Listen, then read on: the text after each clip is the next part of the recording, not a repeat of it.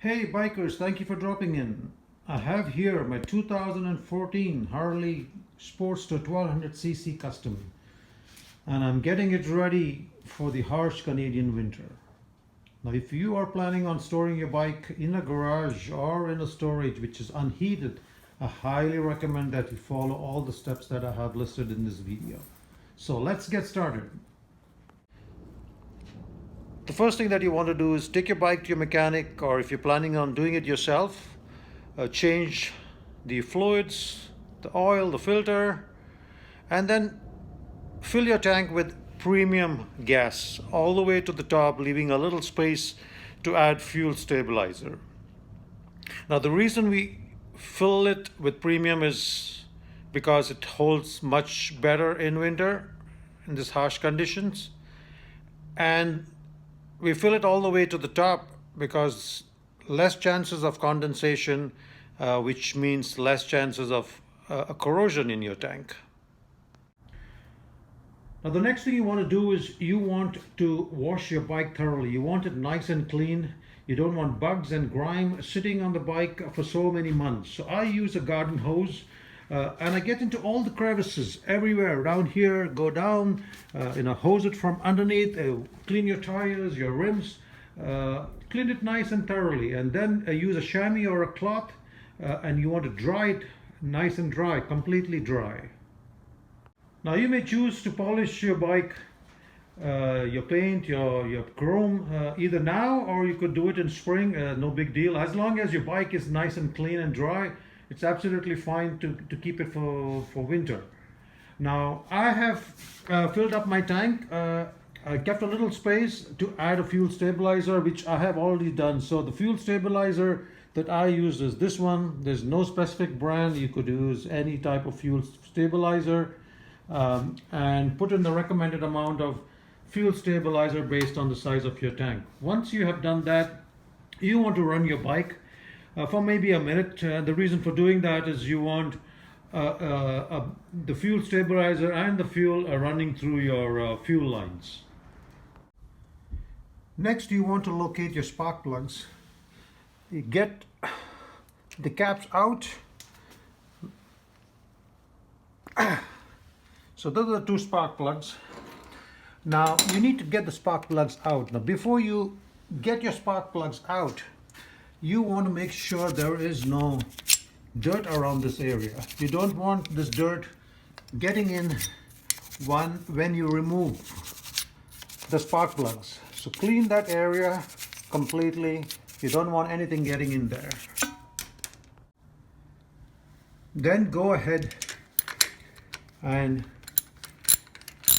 remove your spark plugs.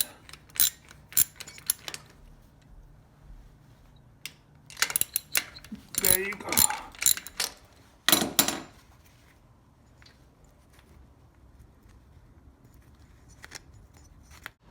Now once you have the spark plugs out, you just want to clean them up a bit.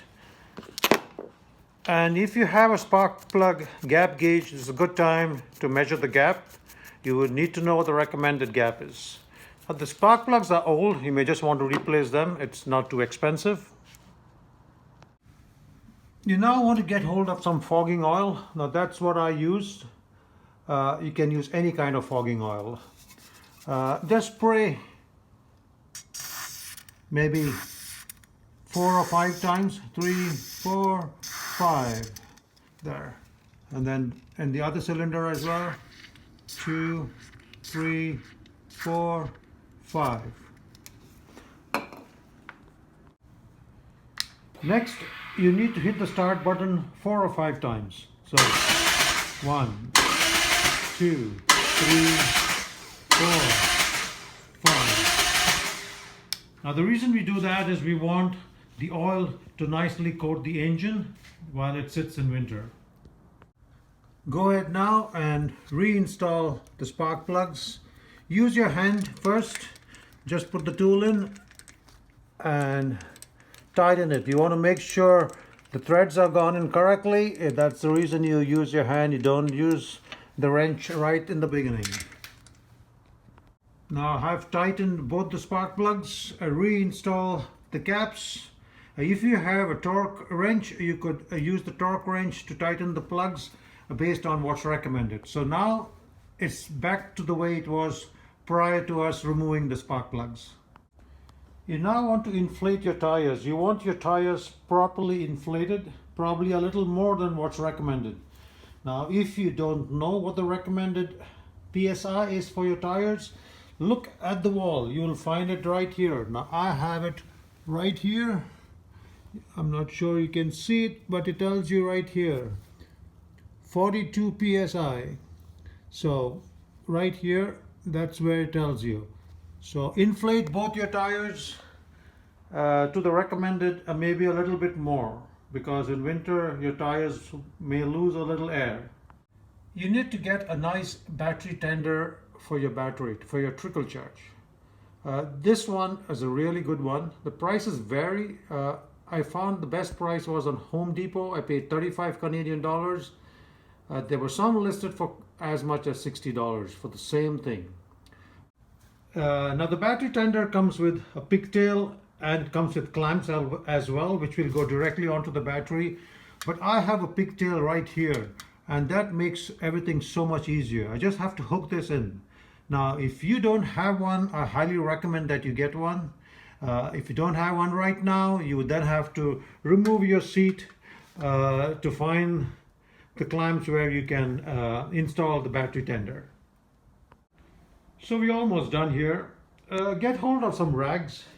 You want to cover your exhaust. Any rag, just plug it in nicely. You don't want any mice or anything getting into your exhaust, right? There's a lot of talk about flat spot on tires because you keep your tires in winter. Please don't get carried away with that. The tires that are manufactured now are way better than what was a long time ago. As long as they're properly inflated, there should be absolutely no problem. Under your guard, try to get some plastic.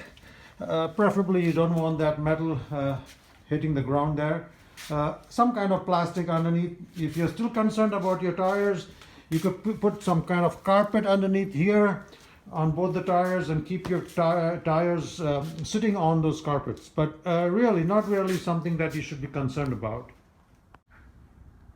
So I had some old duvet cover which I threw over the bike so it sits nice and clean. You could use anything you like. If you feel like buying one, you could go ahead and buy one.